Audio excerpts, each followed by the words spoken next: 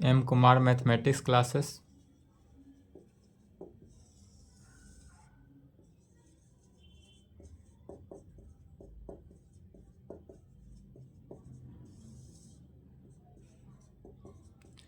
BSc part 3 season 21 से 24 only for Bihar university. Lecture 9 क्या चल रहा था? Paper 6 group A, paper 6 group A group theory. Group theory में चैप्टर 1 था। इसमें थ्योरम चल रहा था, नॉर्मलाइजर हो गया था। नेक्स्ट थ्योरम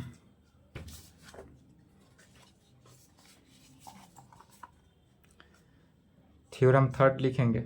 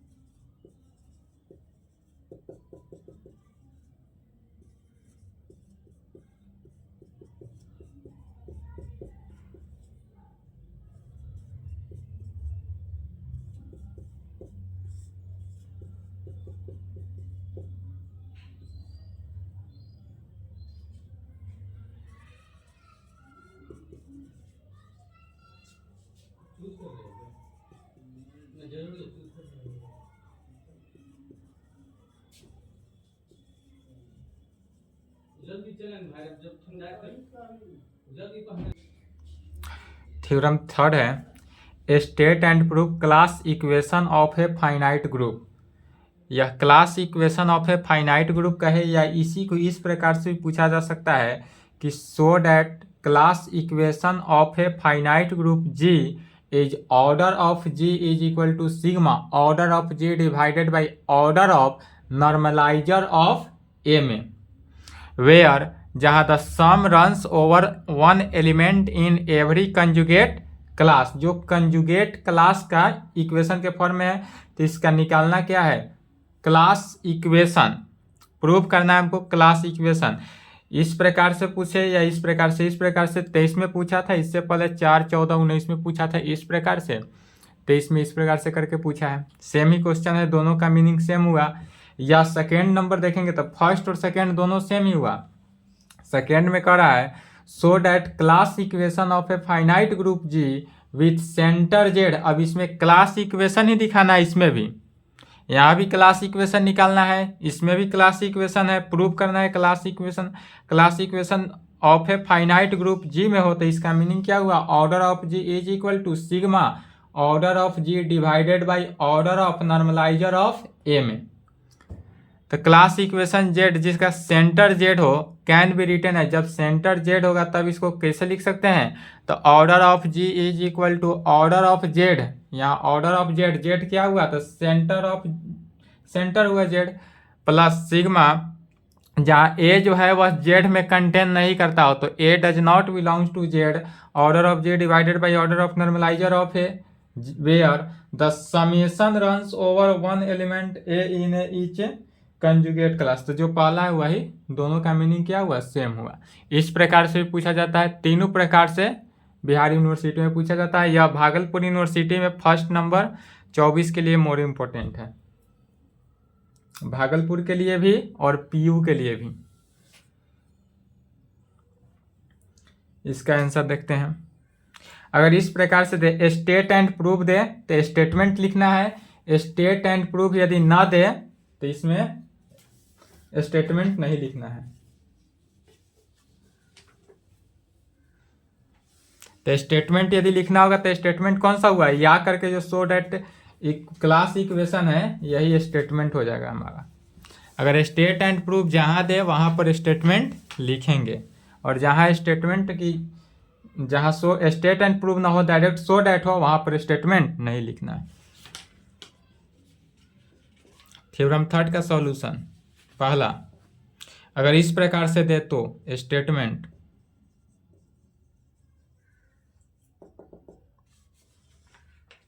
स्टेटमेंट में क्या कहेंगे, तो यहां से the class equation of a finite group G is the class equation of a finite group G is, the finite group G is कितना होता है, order of G is equal to sigma order of G divided by order of normaliser of ए में। Normaliser of ए पिछला theorem में बताए थे, where the सम, दोनों का कोई लिख सकते हैं, या भी लिख सकते हैं, या समेशन सम रन्स का है या समेशन रन्स का है, दोनों का मीनिंग क्या हुआ, same. Where the summation run भी लिख सकते हैं, summation runs over one element in every conjugate class में, इन एवरी कंजुगेट क्लास। तो जब एवरी कंजुगेट क्लास, इसको कैसे लिख सकते हैं, यही लिखा गया। इस प्रकार से दो स्टेटमेंट में लिखना होगा, स्टेटमेंट में यही या करके जो क्वेश्चन लिखा गया सेम वही लिखा गया। अगर स्टेट एंड प्रूफ ना रहता तो डायरेक्ट प्रूफ से लिखते हैं। तो जब इस प्रकार से लिखते हैं, अगर सम लिखते तो यही दिखाते, सिर्फ order of G is equal to sigma order of G divided by normaliser order of normaliser of ए में। लेकिन जहाँ where the summation runs over one element in every conjugate class आ गया, यह स्टेटमेंट आ गया। इसका मीनिंग क्या कहेंगे, तो इसी को कहेंगे can be written as order of G is equal to, इसी को इस प्रकार से लिख सकते हैं, can be written as order of G is equal to order of Z plus sigma order of G divided by order of normaliser of a, जहाँ ए जो है does not belongs to Z, a क्या है, Z का element नहीं हो, और Z क्या है तो सेंटर है, where Z is the centre of group. यहाँ क्वेश्चन में दिया हुआ है जेड। जेड क्या है? तो centre of group. Finite group जो जी है वही फाइनाइट ग्रुप जी का जेड जो है सेंटर है। इतना तक लिखेंगे। अब यहां से लिखेंगे प्रूफ। इसका स्टेटमेंट हुआ। अब हमको दिखाना क्या है? इसका क्लास इक्वेशन। तो क्लास इक्वेशन के लिए पहले जो फाइनाइट ग्रुप है तो फाइनाइट ग्रुप लेकर चलेंगे। तो पहले मान लेंगे जी जो है वह कैसा ग्रुप है? Finite group.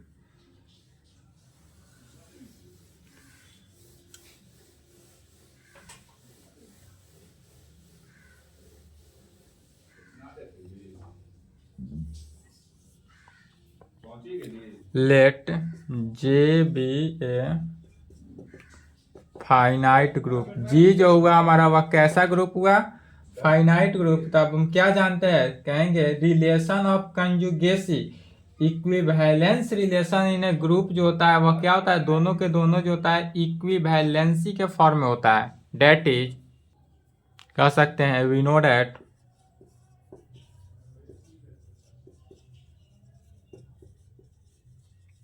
रिलेशन ऑफ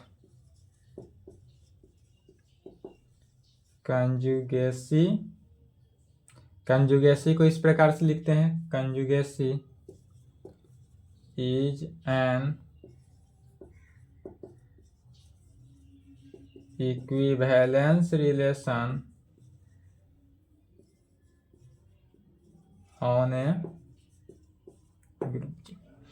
क्योंकि हम जानते हैं, क्या जानते हैं? Relation of conjugacy is an equivalence relation होता है। यह जो होता है इक्विवेलेंस रिलेशन होता है। तो किसका इक्विवेलेंस रिलेशन? ग्रुप जी का इक्विवेलेंस रिलेशन। तो जब ग्रुप जी का इक्विवेलेंस रिलेशन हो तब उस कंडीशन में कहा जा सकता है दिस इक्विवेलेंस रिलेशन डिवाइड करेगा किसको? ग्रुप जी को। इक्विवेलेंस रिलेशन के कंडीशन में यह जो होगा डिवाइड करेगा किसको? ग्रुप जी को। इसलिए यह इनटू डिस्टिंक्ट होगा, इनटू डिस्टिंक्ट कंजुगेट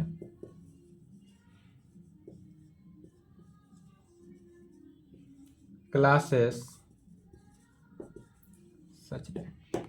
यह जो है इस प्रकार से होगा, such that union of all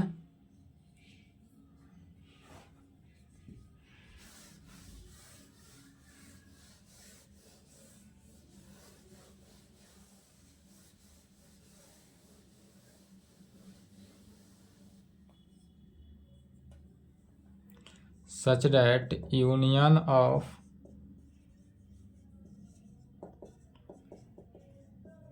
all distinct conjugate classes is equal to group G का and distinct equivalence classes are pair wise disjoint होगा। जब इस कंडीशन को सेटिस्फाई करे तो क्या कह सकते हैं? Union of all distinct conjugate classes is equal to group G and distinct equivalence classes are pairwise disjoint होगा। तब कहेंगे अब ग्रुप जी से, चूंकि क्वेश्चन में था फाइनाइट ग्रुप जी जो है वह कैसा ग्रुप जी लेकर चलते थे? फाइनाइट के कंडीशन में। Since G is finite group therefore number of distinct conjugate classes are also finite। Since यहाँ पर कह सकते हैं कि जी इज फाइनाइट ग्रुप है, चूंकि ग्रुप जी जो है वह फाइनाइट ग्रुप है, इसलिए therefore number of distinct conjugate class are also finite. जब हमारा ग्रुप जी जो है फाइनाइट हो तो कंजुगेट क्लास भी क्या होता है, फाइनाइट ही होगा।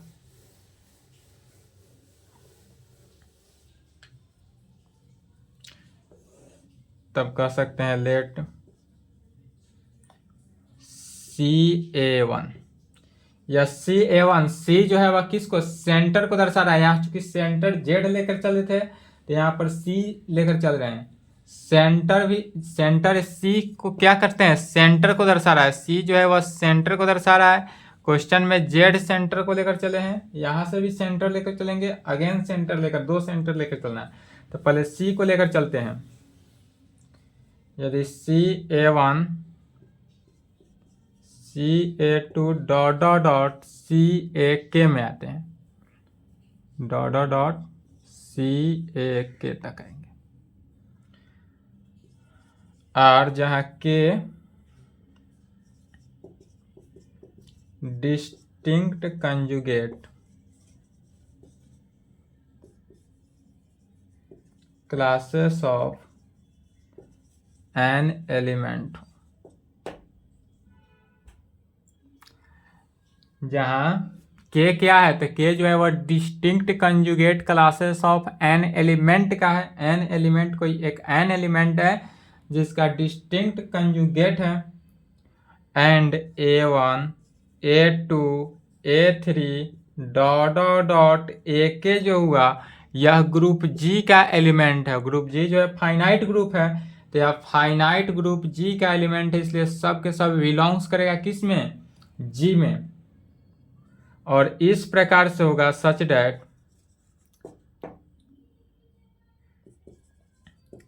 There union is equal to G. और इस प्रकार से होगा कि इसका यूनियन जो है वह किसके इक्वल होगा, जी के इक्वल। That is therefore G group जो होगा यूनियन होगा किसके, तो CA1 union CA2 union dot dot dot CAK के। यह जो है सब यूनियन जिस किसके इक्वल हुआ, जी के इक्वल हुआ। तब कह सकते हैं since distinct conjugate class are disjoint. तब जब यह कंडीशन हो तब डिस्टिंक्ट कंजुगेट से, डिस्टिंक्ट कंजुगेट क्लास जो होगा वह क्या होगा, डिसजॉइंट होगा। तो जब डिसजॉइंट होता है उस कंडीशन में क्या होगा, सभी का ऑर्डर पेयर, इस कंडीशन से जी, चूंकि G is equal to CA1 union CA2 union C dot dot dot CAK union तक गया है, इसी में क्या लग जाएगा, ऑर्डर लग जाएगा, इसलिए ऑर्डर ऑफ जी। तो ऑर्डर ऑफ जी क्या होगा, order of G is equal to order of CA1 union order of CA2 union dot dot dot order of CAK में। यह सब में क्या हो गया, ऑर्डर लग गया। जब A1 A2 A3 dot dot dot AK तक जा रहा है, इसका मीनिंग क्या हुआ, इसको सिग्मा के फॉर्म में लिख सकते हैं।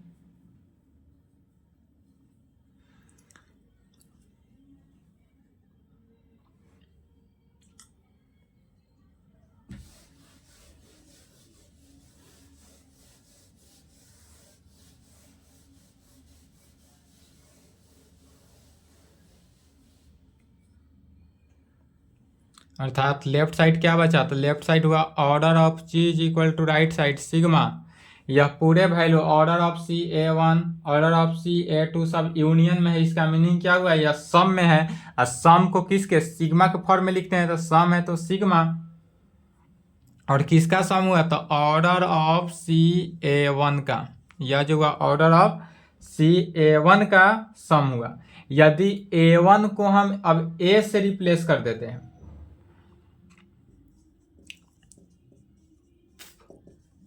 रिप्लेसिंग A1 बाई A, यदि हम A1 को किस से A से रिप्लेस करते हैं तो क्या आता है, सो देखेंगे। सिग्मा ऑर्डर ऑफ सी ए तो होगा,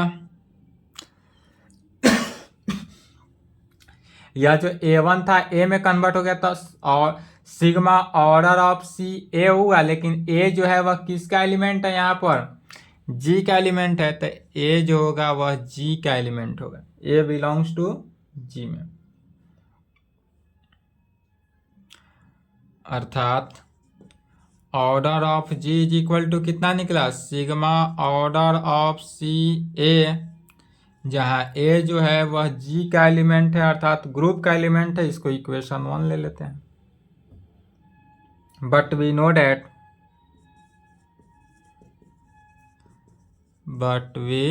डैट हम क्या जानते हैं, डेफिनेशन से आएंगे, order of C A is equal to, यह ऑर्डर ऑफ सी ए जो हुआ यह index of normaliser of a in group G का, तो इसी को लिख सकते हैं index of normaliser of a in finite group G का। ऑर्डर ऑफ सी ए जो हुआ वह किसका हुआ, index of normaliser of a in G में लिखेंगे। इंडेक्स जब होगा तो इंडेक्स के डेफिनेशन से, इंडेक्स का डेफिनेशन क्या कहता है, यदि index of normaliser of a in G में हो, इसका मीनिंग क्या हुआ, order of G divided by order of normaliser of ए में। अब इस पूरे वैल्यू को पुट कर देंगे कहाँ, इक्वेशन 1 में। यह तो इंडेक्स के डेफिनेशन से हुआ, तो कहेंगे वी पुट दिस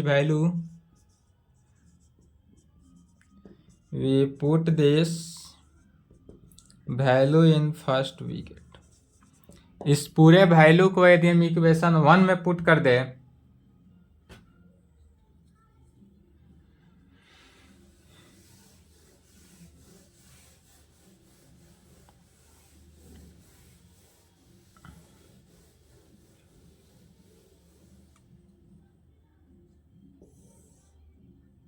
क्या होगा, तो इक्वेशन 1 को देखना है, order of G is equal to sigma, a जो है जी का एलिमेंट है।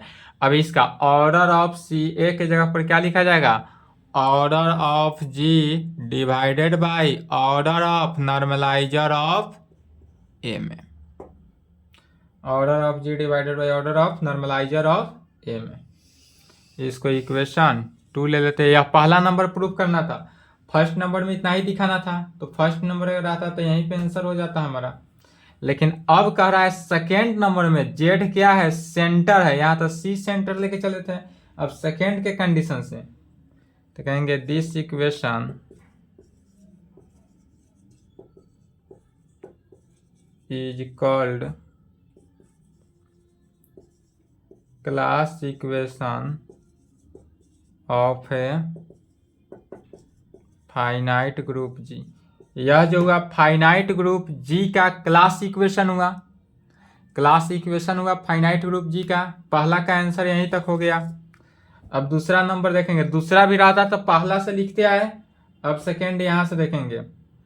अगेन वी हैव, यहाँ तक लिखना ही था पहला दूसरा में भी। अगेन वी हैव, यदि जेड जो है सेंटर ऑफ ग्रुप जी, यदि ग्रुप जी का सेंटर कितना ले रहे हैं, जेड है, तब उस कंडीशन में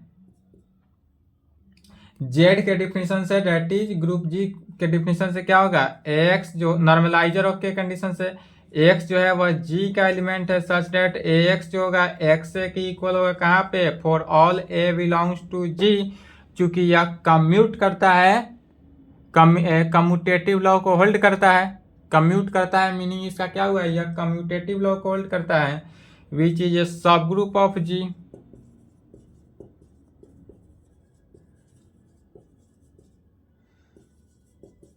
या तो सब ग्रुप होगा किसका, जी का।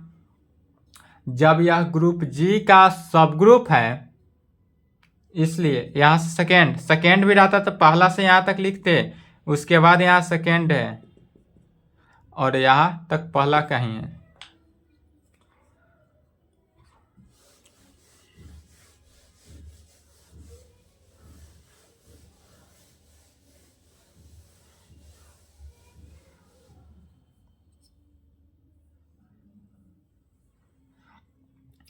इसलिए फॉर ऑल ए यदि जी का एलिमेंट है, दिस इम्प्लाइड आइदर ए जो होगा वह जेड का एलिमेंट होगा या ए जो है वह जेड का एलिमेंट नहीं होगा।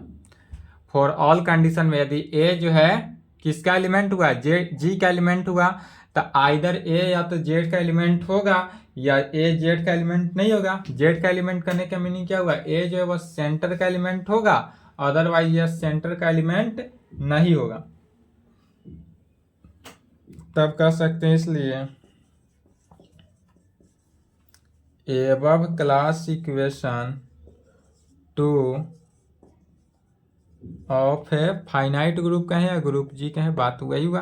क्योंकि क्वेश्चन में फाइनाइट ग्रुप है तो फाइनाइट ही लेकर चल सकते हैं, आप फाइनाइट लिख लेंगे, फाइनाइट ग्रुप।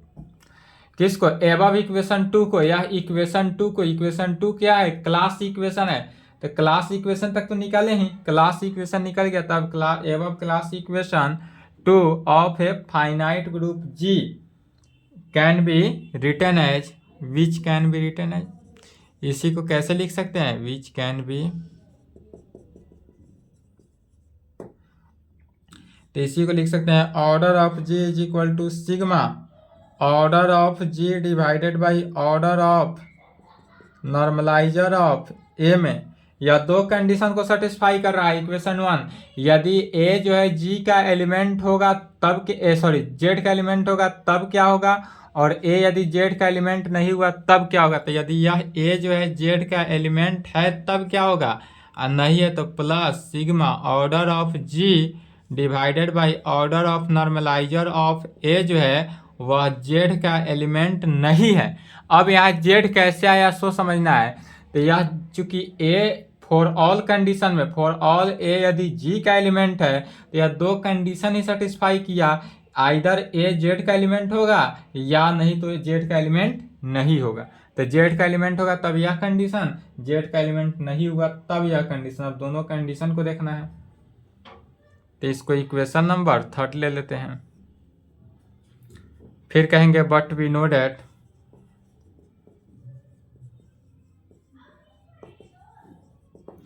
फॉर ऑल यदि ए जो है वह जेड का एलिमेंट हो तब क्या होगा।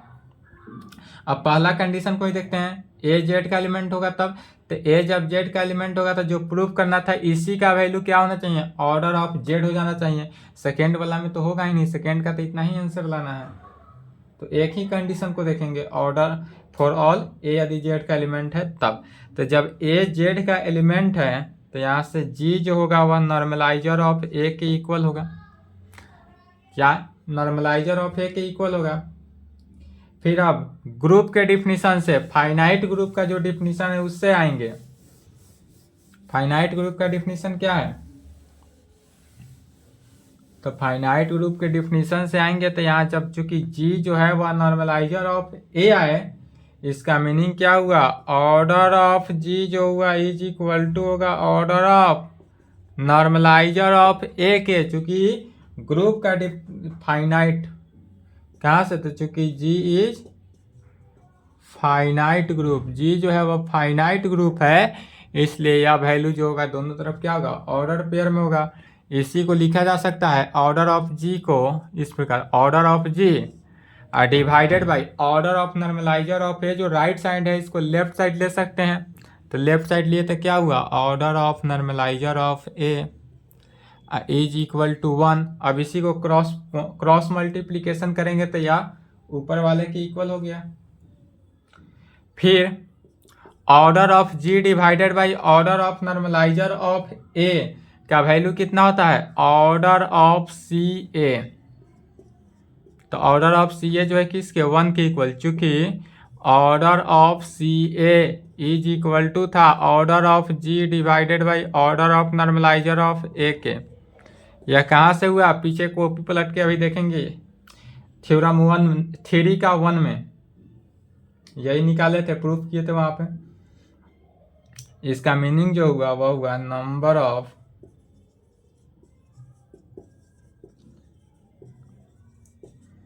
Elements in C A is 1। यह जो है ऑर्डर ऑफ सी ए का मीनिंग क्या हुआ, number of elements in C A. यह number of elements in C A, right side 1 है तो 1 ही रहा, तो इसलिए नंबर ऑफ कंजुगेट क्लास निकालना है, इसलिए number of conjugate classes containing only one element, इसलिए नंबर ऑफ कंजुगेट क्लासेस जो होगा वह कंटेन करेगा कितना, ओनली वन एलिमेंट कंटेन किया। जब ओनली वन एलिमेंट किया इसका मीनिंग क्या हुआ, इज इक्वल टू कह सकते हैं कि यह number of elements in Z में, यह जो हुआ number of elements in Z के इक्वल हुआ। तो जब भी हमारा अगर number of elements in number of conjugate class जो है कंटेन करता है कितना, ओनली वन एलिमेंट करता है, इसका मीनिंग क्या हुआ, सिग्मा ए जो है यदि जेड का एलिमेंट हो तब के कंडीशन में, ए जेड का एलिमेंट है तब सी ए इज इक्वल टू किसके, ऑर्डर ऑफ जेड के। ऑर्डर ऑफ जेड क्या है, तो number of elements in Z, Z जहां centre of finite group G का, अर्थात सिग्मा ए जेड का एलिमेंट है और सी ए, तो सी ए का वैल्यू कितना हुआ, सी ए को लिख सकते हैं order of G divided by order of normaliser of ए में, और यह जो होगा ऑर्डर ऑफ जेड के इक्वल। अब इस पूरे वैल्यू को पुट कर देना है कहाँ, इक्वेशन 3 में। इक्वेशन 3 को देखना है, इक्वेशन 3 में क्या करा है, order of G is equal to इतना, यह जो वैल्यू है first number, first part sigma A यदि जेड का एलिमेंट हो तब order of G divided by order of normaliser of A का जो वैल्यू हुआ वह कितना हुआ, ऑर्डर ऑफ जेड में, और यह सेकेंड पार्ट इतना ही रहा, इतना ही प्रूफ करना था।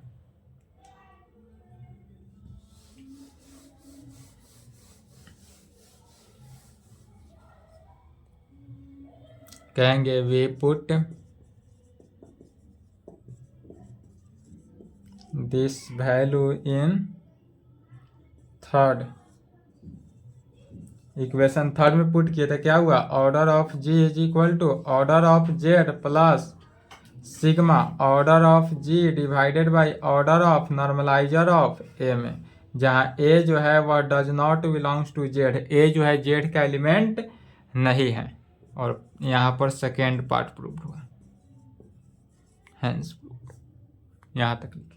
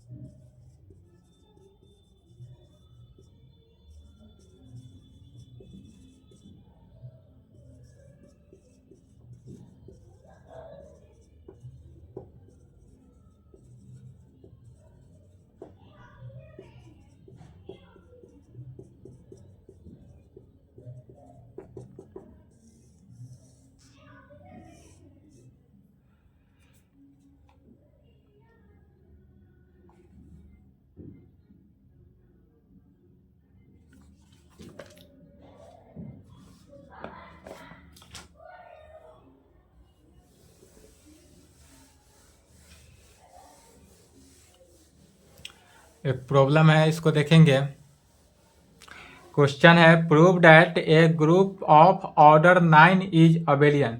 हमको प्रूव करना है एक ग्रुप का जिसका, एक ग्रुप है जिसका ऑर्डर 9 है और यह क्या होगा, अबेलियन होगा।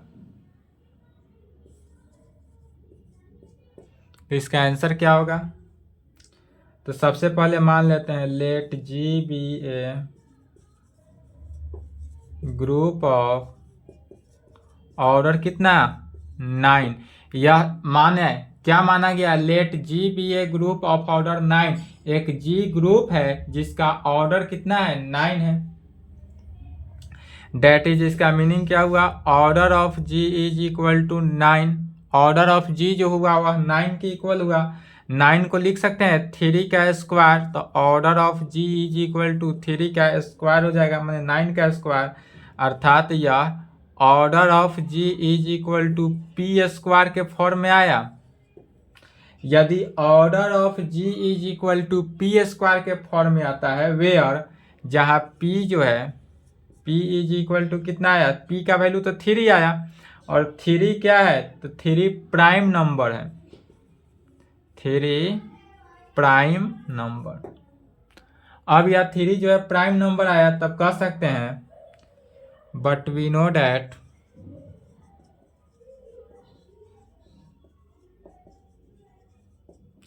इफ, यदि order of G is equal to P square हो, बट वी नो डैट हम क्या जानते हैं, तो चूंकि हम जानते हैं कि यदि ऑर्डर ऑफ जी जो है इज पी स्क्वायर हो, वेयर जहां P is prime number,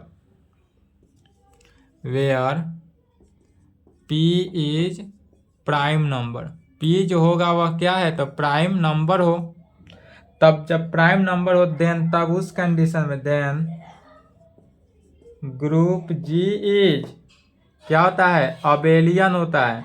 but we know that हम जानते हैं कि इफ यदि order of G is equal to P square हो, वेयर जहाँ P is prime number, then group G जो होगा वह क्या होगा, अबेलियन होगा। और इस क्वेश्चन में भी वही है कि जी को लिया गया ऑर्डर ऑफ जी जिसका 9, तो ऑर्डर ऑफ जी जो है पी स्क्वायर में होगा, पी का वैल्यू कितना है, 3 है, और 3 जो है वह प्राइम नंबर है।